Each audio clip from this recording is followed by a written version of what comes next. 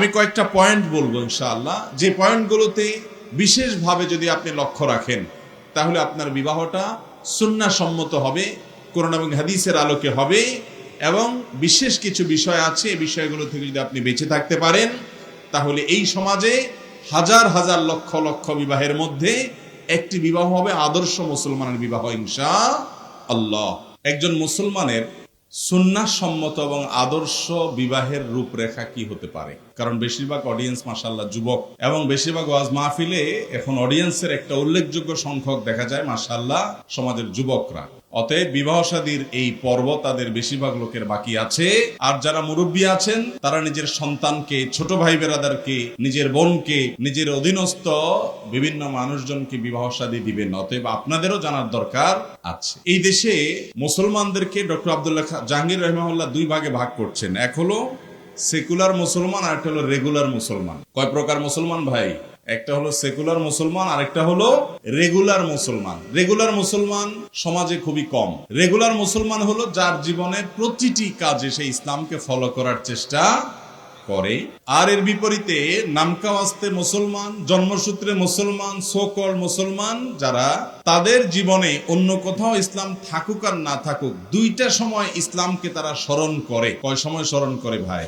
এক হলো বিয়ের সময়, আরেকটা হলো জানাজার সময়। বিয়ের সময় চেষ্টা করে একজন হুজুর ডেকে এনে শরিয়া সম্মতভাবে ইজাব কবুল করে সাক্ষী শহীদের সামনে বিবাহর আগদটা যেন হয়, এই কাজটা এখনো পর্যন্ত সব মুসলমানরাই করে। নামাজি মুসলমানও করে, বেনামাজি মুসলমানও। বেনামাজি হলে আবার মুসলমান থাকে কিনা সেটা আরেক প্রশ্ন। আরেকটা জায়গায় করে, সেটা হলো যে নিজের আত্মীয় স্বজন মারা গেলে একজন হুজুর ডেকে এনে একজন হুজুরকে দিয়ে জানাজা পড়ে তারপরে বিদায় দেয়। এই দুইটা জায়গায় অন্তত ইসলামকে আমরা একটু হলেও স্মরণ করি, হোক সেটা নামকা ওয়াস্তে মুসলমান হোক। দুঃখের বিষয় হলো জীবনের এই বিশাল বড় অধ্যায়, এত বিশাল বড় জগৎ, এর মধ্যে ব্যবসা বাণিজ্যে আপনি একজন হুজুর ডেকে জিজ্ঞেস করেন না, হুজুর ব্যবসায় কোন কাজটা করা যাবে, কোনটা করা যাবে না, তেল মজুদ করে মুনাফা অর্জন করলে জায়েজ হবে না হারাম হবে, এই প্রশ্ন হুজুরের কাছে রাখেন না বেশিরভাগ ব্যবসায়ী ভাইরা। কিন্তু বিয়ের সময় হুজুর ঠিকই দাওয়াত দেন বিয়েটা সঠিকভাবে পড়ায় দেওয়ার জন্য। সেই বিয়েটা যেখানে শুধুমাত্র একটু ইসলামকে আমরা গায়ে মাখানোর চেষ্টা করি বা হুজুর ডেকে এনে বিয়েটা অন্তত ইসলাম সম্মতভাবে করার চেষ্টা করি, সেখানেও আমাদের এত পরিমাণ ত্রুটি বিচ্যুতি যে আজ মুসলমানের বিয়েতে ইসলামের যে দিক নির্দেশনা আছে সেগুলো খুব একটা খুঁজে পাওয়া যায় না। আর এই কারণে ঘরে ঘরে দাম্পত্য জীবনে অশান্তি, কলহ, সংসারগুলো ভেঙে খান খান হয়ে যাচ্ছে। শান্তির দেখা দাম্পত্য জীবনে আগের মতো এখন আর নাই। শান্তির উপকরণ বা ভোগের উপকরণ যেটাকে আমরা বলি, এই ভোগের উপকরণ আমাদের কাছে অনেক আজকাল আছে, কিন্তু শান্তি জিনিসটা আমাদের হাতে তেমন একটা নাই। আমি কয়েকটা পয়েন্ট বলবো ইনশাআল্লাহ, যে পয়েন্টগুলোতে বিশেষভাবে যদি আপনি লক্ষ্য রাখেন তাহলে আপনার বিবাহটা সুন্নাহ সম্মত হবে, কোরআন এবং হাদিসের আলোকে হবে, এবং বিশেষ কিছু বিষয় আছে এই বিষয়গুলো থেকে যদি আপনি বেঁচে থাকতে পারেন তাহলে এই সমাজে হাজার হাজার লক্ষ লক্ষ বিবাহের মধ্যে একটি বিবাহ হবে আদর্শ মুসলমানের বিবাহ ইনশাআল্লাহ। বিবাহ জীবনে বারবার করার তৌফিক বেশিরভাগ মানুষের হয় না, একটা করতেই অবস্থা খারাপ হয়ে যায়।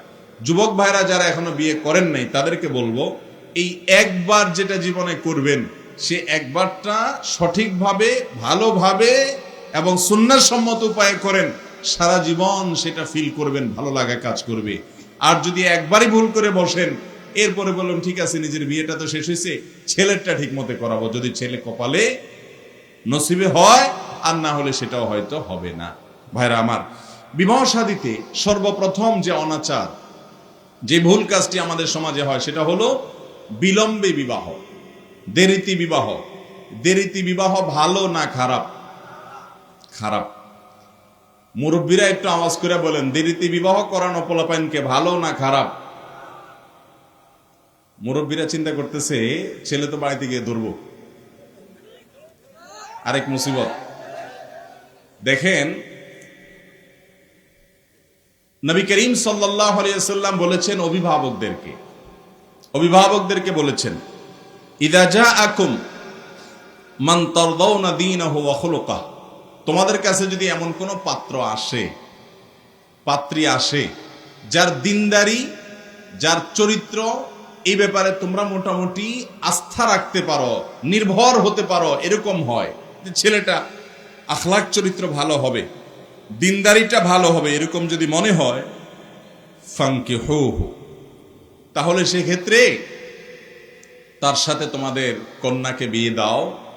আর মেয়ে পাওয়া গেলে ছেলেকে বিয়ে করাও সেরকম দিনদার মেয়ের সাথে, আখলাকি মেয়ের সাথে। আর যদি তোমরা এই কাজে বিলম্ব করো, গড়িমসি করো, তথাকথিত পায়ে দাঁড়ানোর কথা বলে পোলাপানকে ঘুরাইতে থাকো, তাহলে মনে রাখবে তাকুন ফিতনাতুন ফিল আরদি ওয়া ফাসাদ, গোটা পৃথিবীতে তুমি যে সমাজে বসবাস করছো সেই সমাজে এবং একই পদ্ধতি ফলো করলে গোটা দুনিয়াতে ফাসাদ এবং ফিতনা বিস্তার করবে। যুবকদের চরিত্র নষ্ট হবে, যুবতীদের চরিত্র নষ্ট হবে, এবং এই নষ্টামির, এই ক্ষতির দায় অভিভাবক হিসাবে তাদেরকেও বহন করতে হবে। ভাইরা আমার, নবী করিম সাল্লাল্লাহু আলাইহি সাল্লাম তিরমিজি বর্ণিত এক হাদিসে বলেছেন, 3 ব্যক্তিকে সাহায্য করা এটা আল্লাহ রাব্বুল আলামিন নিজের উপর নিজে আবশ্যক করে নিয়েছেন। কয় ব্যক্তিকে? 3 ব্যক্তিকে। এই 3 ব্যক্তির মধ্যে তৃতীয় নম্বর হলেন ওই ব্যক্তি ওয়ান্নাকিহ আল্লাযী ইউরিদুল আফাফ, যেই বিবাহেচ্ছুক যুবক বা যুবতী বিবাহ করতে চায় চরিত্র রক্ষা করার জন্য, নিজের ঈমানকে, তাকওয়াকে রক্ষা করার জন্য, হারাম থেকে বাঁচার জন্য যে বিয়ে করতে চায়, এই আল্লাহর বান্দা তার আর্থিক দুর্বলতা আছে, অন্যান্য দিক থেকে দুর্বলতা আছে, কিন্তু সে নিজেকে রক্ষা করার জন্য সাধ্য অনুযায়ী চেষ্টা করে এবং বিবাহ করতে ইচ্ছুক, আল্লাহ রাব্বুল আলামিন এই আল্লাহর বান্দাকে সাহায্য করবেন। এটা আল্লাহর জিম্মাদারি, আল্লাহ নিজে এটার জন্য নিজের জিম্মা নিয়ে নিয়েছে। আমাদের সমাজে বিবাহ দেরি করাটা একটা ট্রেন্ডে পরিণত হয়েছে। আজকাল তো 30-এর আগে বিয়ের কথা বলাটাই একটা দোষের বিষয়। 30 পার হলে আস্তে আস্তে বিয়ের উপযুক্ত মনে করা হয়। 32, 33, 34, 35, 36, 37 হলে মোটামুটি বিয়ের পরিপূর্ণ বয়স হয়েছে মনে করা হয়। ভাইরা আমার, এই বিষয়ে আমি খুব দীর্ঘ আলোচনা করব না আজ, কারণ অনেকগুলো পয়েন্ট আছে আমার। লেট ম্যারেজ বা দেরিতে বিয়ের যে ক্ষতি, সেই ক্ষতিগুলোকে তালিকা করলে বিশাল বড় তালিকা হবে। এর মধ্যে একটা ছোট্ট কথা শুধু বলি, যারা দেরিতে বিয়ে করেন বেশিরভাগ ক্ষেত্রে দেখা যায় দাম্পত্য জীবনে যে স্বামী স্ত্রীর মধ্যকার ভালোবাসা হওয়ার কথা, যে সম্প্রীতি হওয়ার কথা, এটা আসলে সেই লেভেলের হয় না। এর অন্যতম একটা কারণ হলো অনেক দেরিতে বিবাহ করা। এই দেরিতে বিয়ের সাথে সম্প্রীতি না হওয়ার সম্পর্ক অনেক কারণে। ছেলে হোক আর মেয়ে হোক, যৌবনের যে তাড়না, বিশেষ করে যখন সমাজের রন্ধ্রে রন্ধ্রে প্রতিটি কাজে অশ্লীলতার জোয়ার চলছে, চরিত্র নষ্ট করার জন্য হাজার রকমের আয়োজন আছে, সে কর্মস্থলে থাকুক কিংবা শিক্ষা প্রতিষ্ঠানে থাকুক, রাস্তায় যাক কিংবা বাসায় থাকুক, ফেসবুকে ঢুকুক কিংবা ইউটিউবে ঢুকুক, কোনো জায়গায় তার চরিত্রকে সে রক্ষা করা এটা আজকাল কঠিন, সহজ কোনো বিষয় নয়। এরকম পরিস্থিতিতে একজন যুবক তার যৌবনের বিরাট একটা সময় সে পার করে ফেলবে, 30-35 হয়ে যাবে, আর তার চরিত্রে শুধু ফুলের মতো পবিত্র প্রলেপ থাকবে। এটা সম্ভব? খুব কম। তো ফিলিংস এগুলো যখন সে অবৈধ পথে, অন্যায় পথে, হারাম পথে, অজায়গায় কুজায়গায় ব্যয় করে ফেলে, যখন সময় হয়, উপযুক্ত জায়গা যখন সে পায়, তখন আর সে ভালো ফিলিংস গুলো শেয়ার করার, তার ভিতরে সেরকম ভালোবাসা, সম্প্রীতি শেয়ার করার মতো অবস্থা আসলে থাকে না। এ বিষয় নিয়ে যদি আমরা কথা বলি, অন্তত 10টি উল্লেখযোগ্য ক্ষতি একটা একটা করে আমরা দেখিয়ে দিতে পারবো। সেজন্য যুবকদেরকে বলবো, নিজের পায়ে নিজে দাঁড়ানো বলতে শরীয়ত যেটুকু বলেছে সেটা হলো স্ত্রীর মহারানা এবং কোন রকম ডাল ভাত জোগাড় করার মতো ব্যবস্থা যদি হয়, বিবাহের জন্য উদ্যোগ নেন। আর চাচাজানদেরকে বলবো, মেহেরবানি করে নিজের ছেলে হোক আর মেয়ে হোক, সমাজের তথাকথিত জাতে উঠতে গিয়া তাদেরকে বুড়ো বানিয়ে বিয়ে দিবেন না। যদি দেন, তলে তলে যত পাপ হবে, যত গুনাহ করবে, যত হারামে লিপ্ত হবে, এই সবগুলোর দায়ভার কোনো না কোনো ক্ষেত্রে আপনাকেও নিতে হতে পারে। এই একটি বিষয় আমাদেরকে মাথায় রাখতে হবে। বিবাহের ক্ষেত্রে একটা অন্যতম অনাচার হলো এটি যে বিলম্বে বিবাহ করা। মুরব্বীরা বলেন যে পায়ে দাঁড়াও আগে, তার আগে বিয়ে দিব না। পায়ে দাঁড়ানোর দরকার আছে, ঠিকই আছে, শরীয়ত বলে, যে ব্যক্তি বিবাহ করার আর্থিক সঙ্গতি নাই সে বিবাহ করবে না, সে রোজা রাখবে। আর্থিক সঙ্গতি থাকতে হবে, কিন্তু আর্থিক সঙ্গতির সংজ্ঞাটা কি? আমাদের সমাজে আজকাল আর্থিক সঙ্গতির সংজ্ঞা হলো লাখ লাখ টাকা কামাই করো এবং টাকা পয়সার পাহাড় গড়ো, দালান কোঠা করো, গাড়ি বাড়ি করো, এরপর তুমি আর্থিক সঙ্গতি হয়েছে এটা বলা যাবে। আর শরীয়ত বলে আর্থিক সঙ্গতি মানে হলো স্ত্রীর মহারণা পরিশোধ করা এবং ডাল ভাত জোগাড় করার মতো সক্ষমতা থাকা। এই দুইটা জিনিস হয়েছে, আর্থিকভাবে সে সঙ্গত হয়েছে, বিয়ে করার উপযুক্ত হয়েছে। এরপরে যদি কোনো বাবা মা তাকে বিবাহ থেকে বিরত রাখে, বাধা দেয়, তাহলে সেক্ষেত্রে বাবা মা অপরাধী হবে, গুনাহগার হবে। আমি একটা কথা সবসময় বলি, মুরব্বীরা যারা আছেন, আপনাদের আমলে আপনারা যখন জোয়ান ছিলেন, আপনার ছেলের বয়সী ছিলেন, তখন এত রকমের ফিতনা আপনার সামনে ছিল না, ফেসবুক ইউটিউব ছিল না, এরকম জেনার হাতছানি ছিল না। আপনার ছেলে যে পরিমাণ মোকাবেলা করে, যে পরিমাণ স্ট্রাগল করে, যে পরিমাণ পরিস্থিতি সে এগুলোর মোকাবেলা করে সামনে এগোতে হয়, ঈমান রক্ষা করতে হয়। আপনাদের সামনে এত চ্যালেঞ্জ ছিল না বাবা। তারপরও আপনার বাবা আপনাকে যে বয়সে বিয়ে দিয়েছেন, ওই বয়সে আপনি ছেলেকে বিয়ে দিলেও চলে, কিন্তু আপনি সেটাও করবেন না, বুড়া বানানো ছাড়া বিয়ে দিবেন না। আছে না এই রোগ? অতএব এটা থেকে আমাদেরকে বেরিয়ে আসতে হবে এবং নবী করিম সাল্লাল্লাহু আলাইহি সাল্লামের নির্দেশনা অনুপাতে এটি অত্যন্ত গর্হিত বিষয়, বিবাহ বিলম্ব করা যাবে না। দ্বিতীয়ত হলো বিবাহের ক্ষেত্রে অন্যতম বড় ভুল, যেটির কারণে আদর্শ বিবাহ হয় না মুসলমানদের, সেটা হলো যে পাত্র এবং পাত্রী একে অন্যকে বিয়ের আগে দেখবে। এটা হলো শরীয়তের নির্দেশ।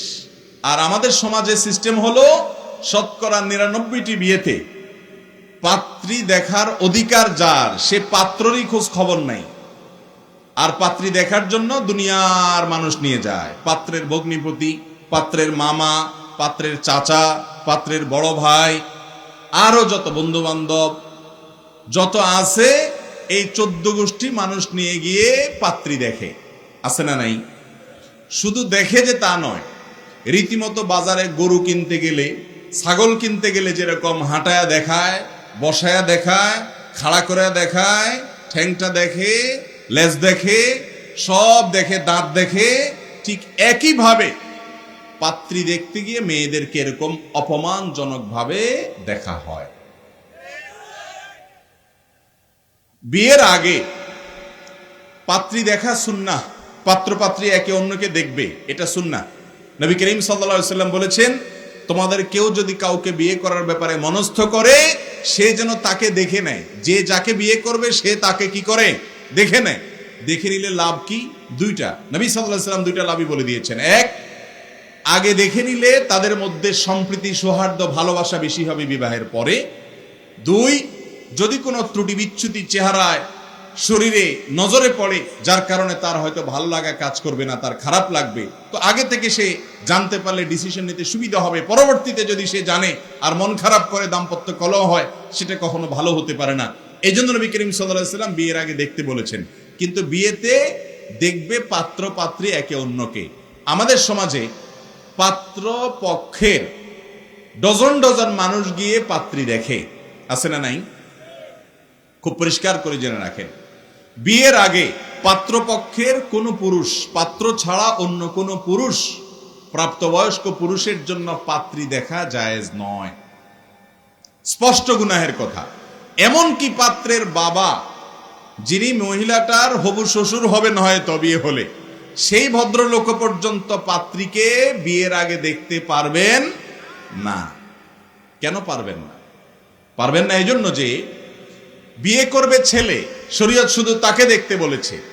বিয়ে যদি হয়ে যায়, আল্লাহ যদি নসিবে রাখেন, তখন তো শ্বশুরের সাথে কোনো পর্দা নাই, শ্বশুর অবশ্যই বৌমাকে দেখবেন, কিন্তু বিয়ে হওয়ার আগ পর্যন্ত দেখতে পারবেন না। আমাদের দেশে পাত্রী দেখতে গেলে দুনিয়ার পুরুষ ডেকে আনে। বিয়ে যে করবে অনেক সময় ভিড়ের ছোট ওই বেচারা দেখার সুযোগই পায় না। যার বিয়ে তার খবর নাই, পাড়াপড়শির ঘুম নাই। ব্যাপারটা এরকম হয়ে গেছে না?